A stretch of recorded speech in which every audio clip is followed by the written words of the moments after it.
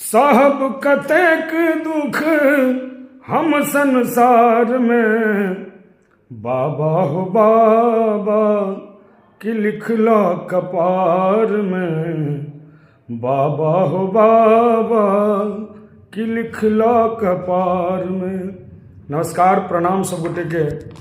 और सूचित कर जा रहल छी जे हकार देव जा रहल छी जे अपने सबके नज़दीक सुपौल करणपुर में श्री श्री 108 मैया मंदिर के स्थापना जे 1 फरवरी के होमय जा रहल अछि, वही के उपलक्ष्य में अरविंद सिंह सांस्कृतिक मंच के संपूर्ण टीम लऽ कऽ आबि रहल छी। 2 फरवरी को अपने सब नज़दीक में रहनिहार सब श्रोता से आग्रह जरूर आबी। बहुत बहुत आभार आशीष बाबू के और प्रभात बाबू के देबनि जे हमरा सबके बजौला ताहि के लेल।